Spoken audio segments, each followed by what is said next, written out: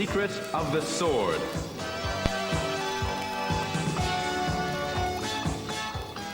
Hardly anyone knows that Prince Adam of Eternia can use the Sword of Power to become He-Man, Master of the Universe. Not even his mother and father.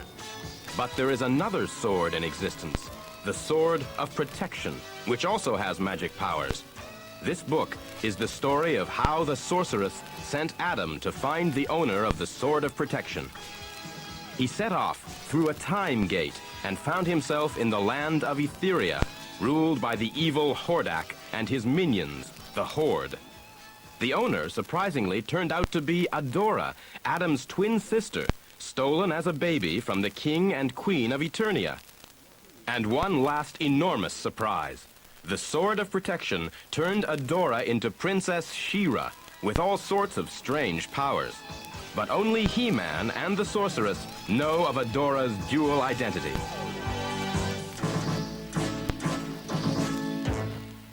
In Castle Grayskull, deep in the heart of Eternia, the sorceress tossed in a troubled sleep, dreaming of the past. Of Hordak, leader of the evil horde that menaced the land of Eternia. In her dream, she saw him holding a baby girl in his arms. You may have defeated us, He was saying, but you will never see this child again. Adora! cried the sorceress, and woke up, weeping. Through her tears, she saw a sword glowing in the air, beckoning her. She followed it through the corridors until it stopped at a closed door. Then suddenly the door burst open, revealing a mysterious time gate glimmering at the doorway. The sword fell to the floor, Can it be the Sword of Protection? said the sorceress, picking it up. After so long. Prince Adam was in the kitchens of the royal palace of Eternia. He was baking spice bread, watched by his pet tiger, Cringer. Suddenly, he heard the sorceress calling him by telepathy. Seconds later, he and Cringer stood beside her in front of the time gate. If this is a gate, where does it go to? Asked Adam, That I cannot say. said the sorceress. This door has never opened before. You want me to pass through this gate and find someone on the other side, and you can't tell me who this person is? The sorceress handed him the Sword of Protection, This sword will lead you to the one you seek. she said. Why, Said Adam, except for the jewel in it, this sword looks exactly like mine. And like yours, it is intended for someone of a special destiny. said the sorceress. Adam put it on his back, beside his own Sword of Power, and he went forward with Cringer through the time gate. Now Adam and Cringer found themselves in the beautiful world of Etheria, ruled by the evil Horde, There's an inn. said Adam, looking about him. We might get food there. Inside, a minstrel was playing his harp, and Bo, the rebel, sat in a corner, cowl on his shoulder. Do you think he's a spy for the Horde, Cowl? Asked Bo, Unlikely. said the cowl, looking at Adam. Horsemen don't often smile. The door slammed, and 3 troopers stalked in. Cringer dived under a table, and Bo's face grew grim. Horseman. He growled. No one spoke as the hordemen sat down at a table. Then the minstrel began to play again. I don't like that, son. Said one of the hordemen, and fired at the harp. Adam was annoyed. He picked up the hordeman and threw him into a barrel. Then Bo decided to help with the other 2. As the fight raged from one side of the inn to the other, Cowl joined Cringer under the table. When Bo and Adam had disposed of the 3 hordemen, one to a barrel, they shook hands. Cowl and Cringer crept out sheepishly, The Horde will send a force squad after us now. said Cowl. Bo nodded. You better come with us to Whispering Woods, Adam, and help with our great rebellion. In the main hall of Doom Tower, in the Fright Zone, a messenger was speaking. Mighty Hordak, I bring you bad news from the village of Thamor in Bright Moon. 3 of our troopers were defeated by 2 rebels. Shadow Weaver glided up with more bad news. A stranger from another world has come to Etheria, bringing with him the seeds of great trouble for the Horde. He is somewhere in the kingdom of Bright Moon, but my spells can no longer find him. Bright Moon? Hissed Catra, standing near. Could he have beaten our troopers, Hordak? You may be right, Catra. Said Hordak. He shouted to a hordeman, Send Force Captain Adora to me at once! Then he spoke to the villains around him. We will teach this stranger it's not nice to cause trouble for the evil Horde.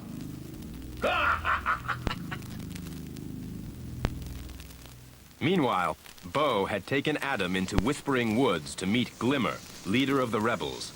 She was the daughter of Queen Angela, who had once ruled Bright Moon. On the way to the camp, Adam also met Spragg, one of the Twiggets who lived in the woods.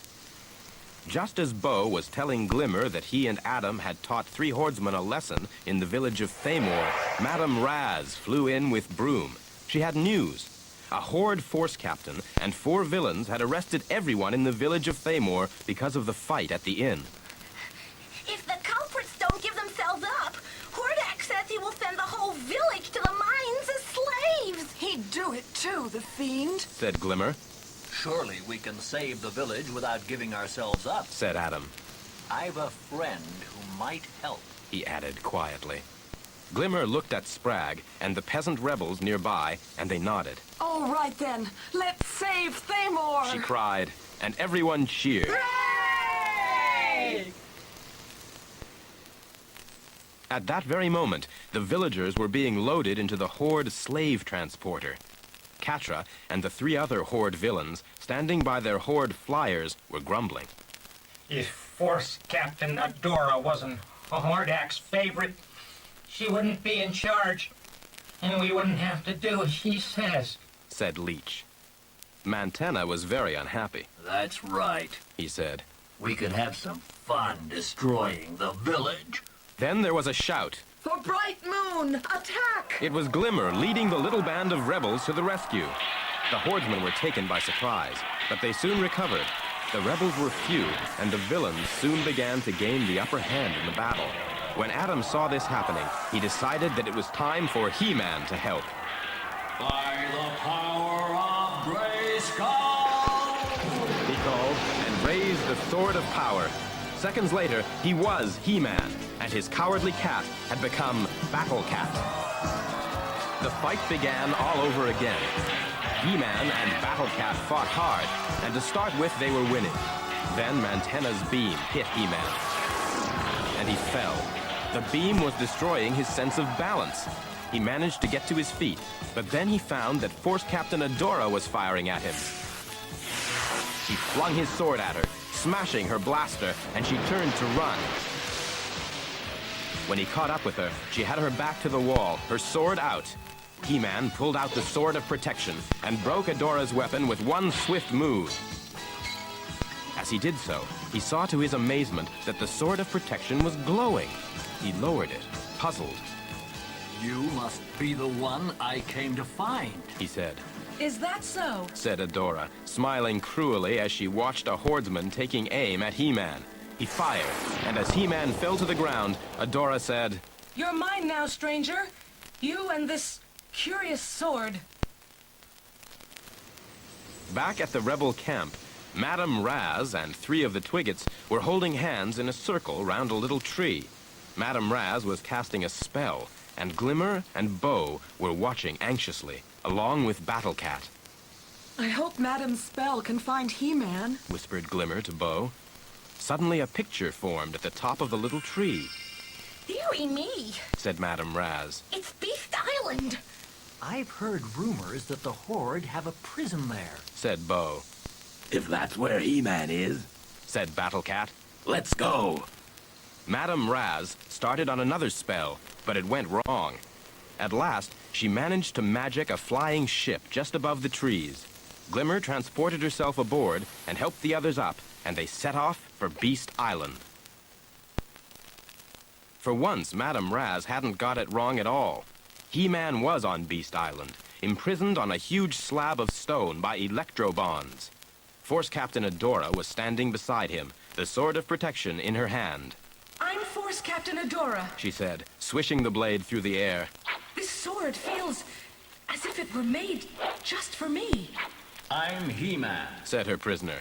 I thought the sword was for you when it glowed, but I was to give that sword to someone who served good, and you serve evil. You're the one who serves evil, rebel. I serve the Horde, the rightful rulers of Etheria. You must have seen how the Horde treats people, said He-Man. I've spent most of my life training in the Fright Zone, said Adora. I don't know much about the rest of Etheria. You should go and find out. Or are you afraid to? Taunted He-Man. I'm afraid of nothing, said Adora. But I'll think about it. She put the sword back in its sheath and walked thoughtfully away. On Madame Raz's flying ship, Glimmer and Bo were keeping watch. Cowl perched beside them on the rail. Beast Island, Glimmer said suddenly, pointing downwards. As everyone came to peer down, Bo said, Uh-oh. We've got trouble. It was Hordak, in his Annihilator, on his way to the prison. Shadow Weaver sat beside him. He smiled nastily as he saw them, and punched a button. Seconds later, the little flying ship fell out of the sky. Its mast and sail had gone, smashed by a ball of pulsating energy from Hordak's cannons. The Horde leader grinned and flew on into the prison. Flames roared and licked at the crashed ship. Surely no one could still be alive. Or could they? A glowing bubble of light emerged from the fire. Glimmer's magic powers holding the rebels safe within its circle. Everyone gathered round as she sank to the ground, exhausted. Cowl watched her, worried. The Horde might send men here. He said. Better to leave this area immediately. I'll carry her, said Battle Cat. Bo helped Glimmer into the saddle, and they set off once more to rescue He-Man. Inside the prison, Shadow Weaver was praising Adora. You have served the Horde well by capturing this stranger, said Shadow Weaver. His name is He-Man, said Adora. I'm proud of you too, Adora, said Hordak. Thank you, Mighty One, said Adora. May I return to the Fright Zone now? I have to do some investigating. Of course, said Hordak. Go. As Adora left, Shadow Weaver said, There's something here I don't understand. She should be watched. Hordak brushed her words aside. Adora had always been a favorite of his. She's loyal enough. The spells you have put on her make sure of that.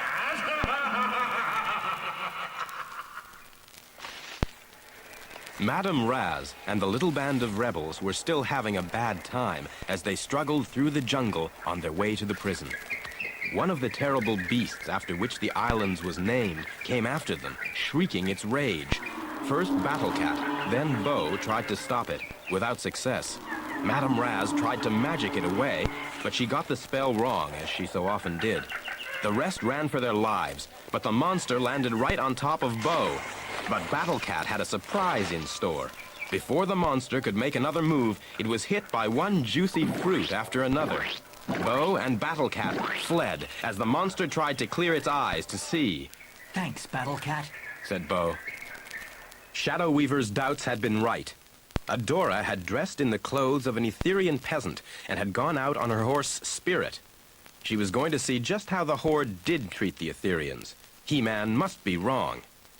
As she rode out through one gate, telling the sentries she was on a secret mission for Hordak, the rebels went in through another gate. Bo and Glimmer had overcome the guards and taken their uniforms. They were unlucky once more, however.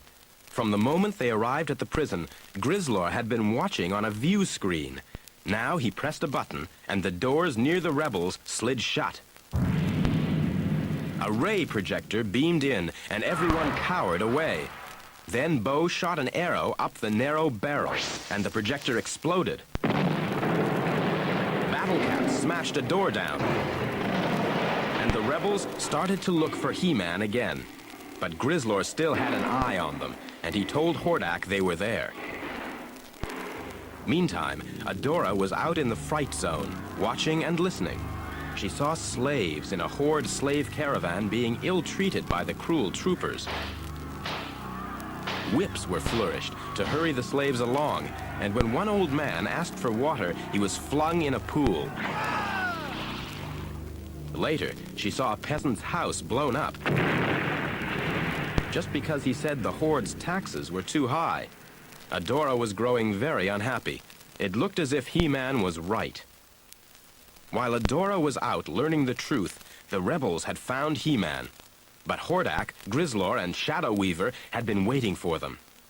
Shadow Weaver paralyzed Bo, Glimmer, Madame Raz, and Broom with magic smoke. Battle Cat was tied up, unable to move. There was no sign of Cowl. Welcome to Beast Island, rebels, said Hordak. He-Man was struggling once more to get free of his electro-bonds. You villain! What have you done to them? They are merely out of action for a time. Better to ask what I will do to them if you do not tell me why you have come to Etheria. He-Man was silent. After a moment, Grizzlor took the rebels off to a cell, and Hordak said, We will give you time to think. Come, Shadow Weaver. As the two villains went off, Cowl flapped down from where he had been hiding. Can you get me loose? Said He-Man. Certainly. Said Cowl. Give me a moment. He flapped off to the control console and started to peck at the buttons. All of a sudden, the force field faded and He-Man sat up. Let's go find our friends, he said to Cowl. I've had enough of this place. Now He-Man went into action.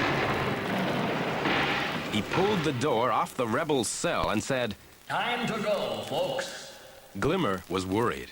We have to get to one of the Horde flyers. It's the only way off the island. I believe the Horde's landing pad is to our right, said Cowl. They set off, but it wasn't going to be quite so easy. As they came out onto the landing pad, Grizzlor came straight for them in a Destructo tank, all cannons firing. He-Man waited until it was almost on him. Then he raised his fist in one mighty punch. The tank fell to pieces, and Grizzlor hit the ground, a stunned expression on his face. Come on, He-Man! Yelled Glimmer. All the others were inside a flyer, anxious to return to Whispering Woods. I've one more job to do. Take off and wait, said He-Man. And as they watched from a safe distance, He-Man pulled and heaved and cracked off the whole mountain tip. Then he dropped it on the prison. A flyer picked him up, and as he got in, He-Man said, That's one prison the Horde will have to do without. Hordak was now back in the fright zone, in his own quarters. He was talking to Shadow Weaver. This He-Man is too dangerous to us. We must find out why he is here and how we can stop him. As he spoke, Adora came in. The sword of protection was in her hand, and she pointed it at them both. I've been seeing for myself how we rule Etheria. She said, You lied to me. The Horde is evil, cruel, unjust, and the people hate us. She was angry, but she was also confused. Hordak had always been her hero. Shadow Weaver whispered to Hordak. My spell on her has weakened. It has something to do with the sword she holds. Then you must strengthen the spell, said Hordak. Shadow Weaver glided over to Adora, who swung the sword towards her. Stay away! Oh, surely you would not harm me, Adora? Am I not like a mother to you? Asked Shadow Weaver. She suddenly waved her hand across Adora's face, casting a spell on her. Sleep, said Shadow Weaver softly, and Adora crumpled to the floor. First, this He-Man arrives, and now Adora turns against me, said Hordak. Remember who she really is, said Shadow Weaver. Yes. Said Hordak, pondering. Yes. I must find out the secrets of this sword, Said Shadow Weaver, looking at it. and those of He-Man as well. Hordak looked thoughtfully across at her. Then they both began to laugh wickedly.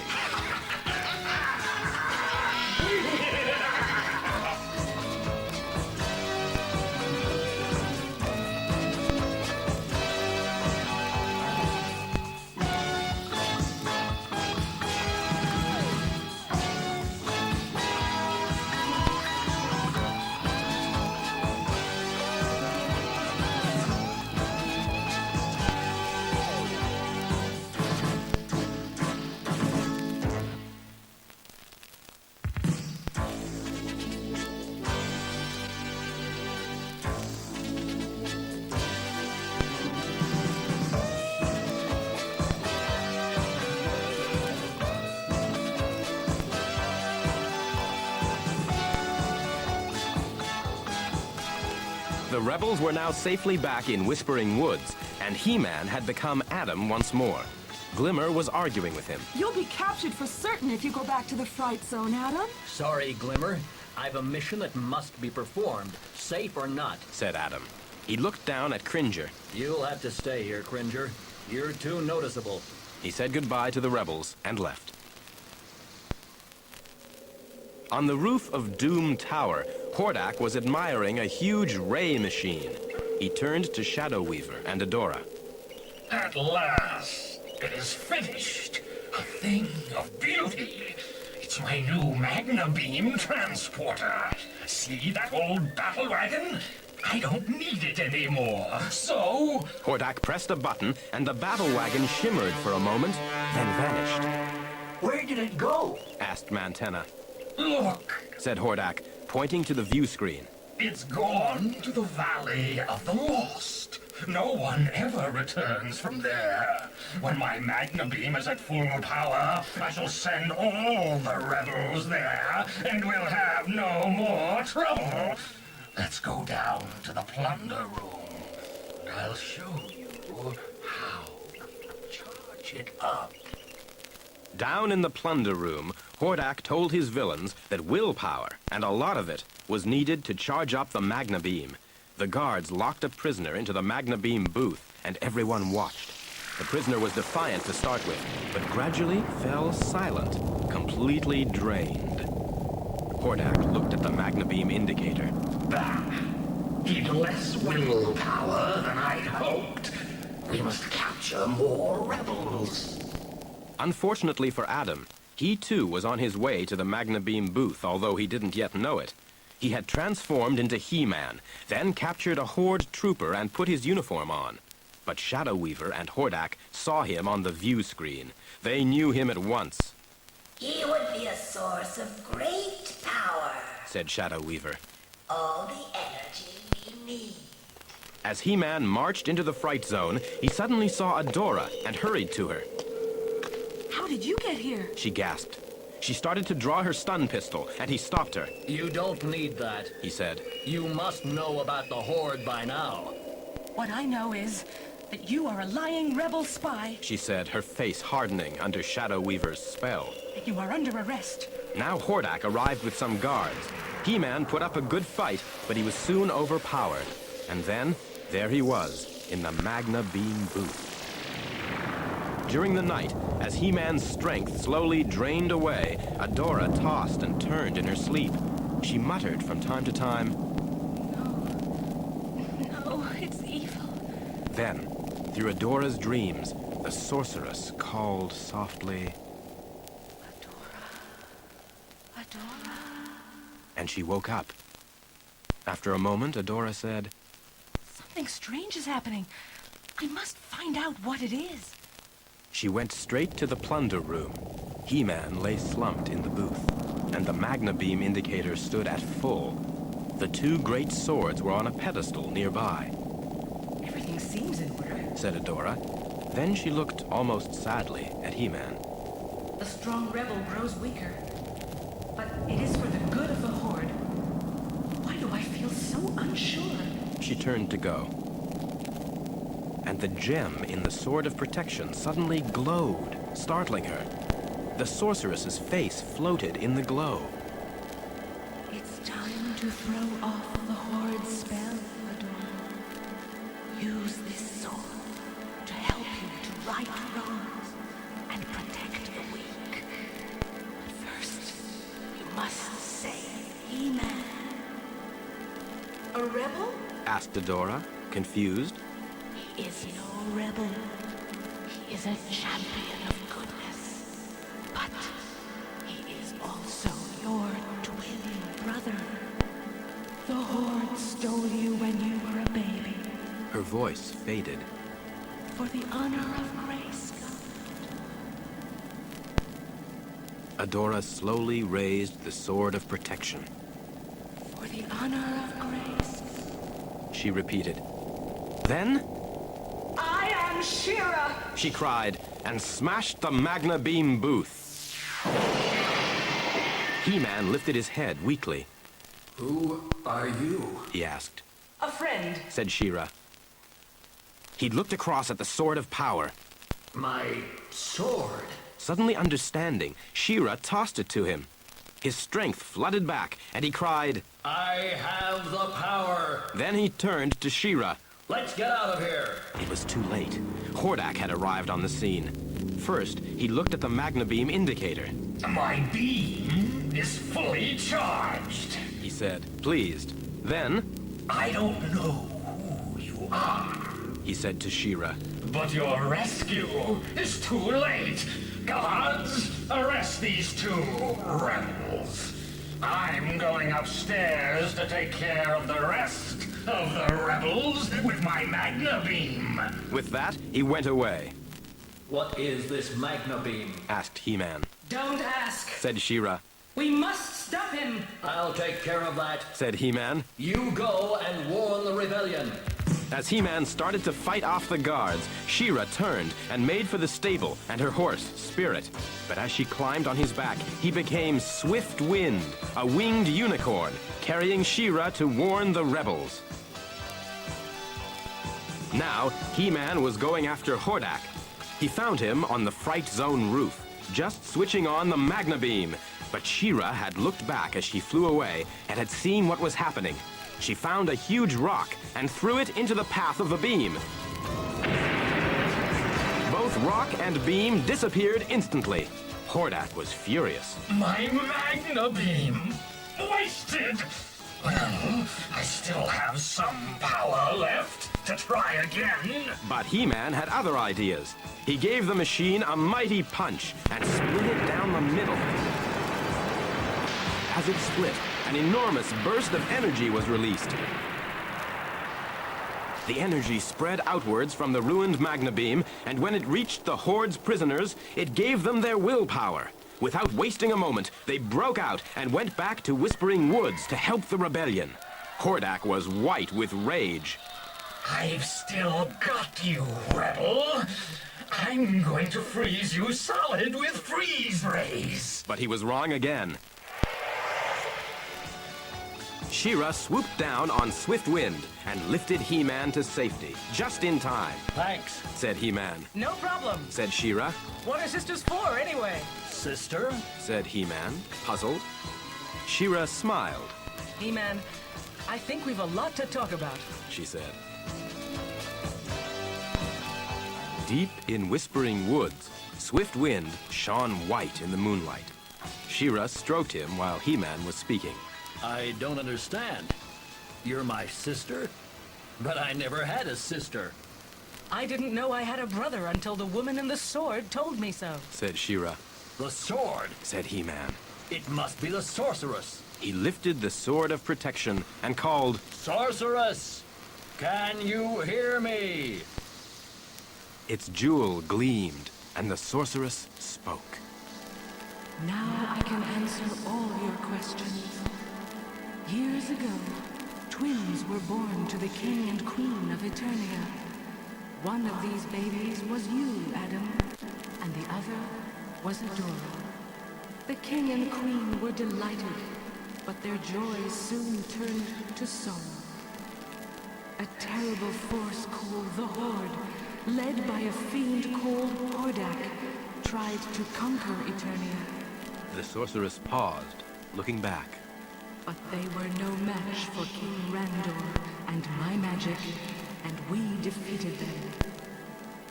The Hordak, with his favorite pupil Skeletor, decided to steal both the Queen's babies in revenge.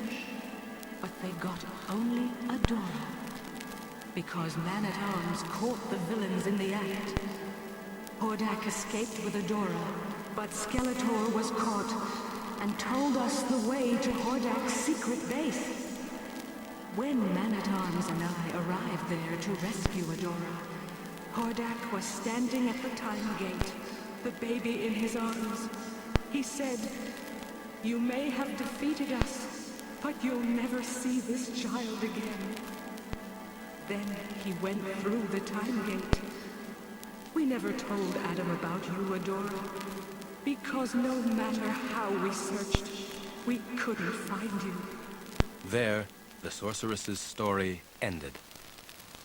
As the sorceress's voice faded, Shera looked troubled. But I can't just leave Etheria and go back to Eternia. The rebellion needs me. You will have to think things over, said Heman. Now, how about giving your brother a big hug? Heman and Shera became Adam and Adora once more, as they heard voices nearby in the woods. It was Bo and Glimmer arguing. They were startled to see Adam and Adora, and still more surprised to learn that Adora was Adam's sister. I'm with the rebellion now, said Adora. I was only serving the Horde because of Shadow Weaver's evil spell. Anyway, what's the argument about? Can we help? My mother, Queen Angela, was the last ruler of Bright Moon. I've just found out she's a slave to Hunga, the leader of the Harpies of Talon Mountain. We must rescue her, but Bo thinks it's too dangerous, said Glimmer. We can do that better than you, said Adora. Just leave it to us. Let's go, Adam. And as soon as they were out of sight, they became Shera and Heman. As swift wind dipped towards Talon Mountain, Heman and Shera on his back, Hunga the Harpy was watching on a view screen. Near her, Queen Angela was chained to the floor. We have visitors, said Hunga. Let us prepare a surprise. So when Shera and Heman burst in and raced over to free Angela from her chains, it turned out to be Hunga the Harpy in disguise. Her force beams threw them to the floor to start with. Then she used her magic to put a cage round them. Heman and Shera grinned at each other and brought their own magic into play. First, they destroyed the cage. Then they went after the Queen Harpy. She was soon tied up and gagged. They found Queen Angela and set her free. Come on, said Heman. Your daughter Glimmer wants to see you. The rebels started to cheer and went on cheering as Queen Angela arrived. When she put her arms round her daughter Glimmer, they were both so happy they burst into tears. Shera turned to Heman. I was thinking, with Queen Angela back, the rebels will have a much better chance. I could go and see my mother and father in Eternia. As Adam and Adora, they set off on Spirit, with Cringer loping alongside. There's one thing, Adora, said Heman. Mother and father don't know I'm Heman, and you mustn't tell them you're Shera either. As he was speaking, two Horde troopers saw them riding by. That's Force Captain Adora, said one. We must tell Hordak. Just as Adora and Adam were going through the time gate, Hordak arrived to see Adora disappearing. She's not going to escape me! He howled, and transforming to his rocket shape, he went through the gate after her. On the other side of the time gate, in Castle Grayskull, the sorceress said, Welcome back to Eternia, Princess. Adora looked puzzled. Princess? You are the daughter of a king and queen, remember? Smiled Adam. Then the sorceress raised her hands, and the little party disappeared once more, to find themselves in the royal palace of Eternia. When the king and queen realized that Adora was their long-lost daughter, they could hardly speak for joy. Even Man-at-Arms brushed away a tear as he told Tila, She's Adam's twin sister, and she's back after all this time. When Hordak first went through the Time Gate and realized he was on Eternia, he made for Skeletor's hideout in Snake Mountain. Skeletor wasn't pleased to see Hordak again, and they began a tremendous fight. Hordak called a halt first. It's stupid to fight like this, He said, I'm only here to recapture Princess Adora, daughter of King Randor. Help me to get her back, and I'll leave you in peace. You don't frighten me, Hordak, said Skeletor. but I'll help you, if only to get rid of you. Then he laughed wickedly. I've just thought of a plan.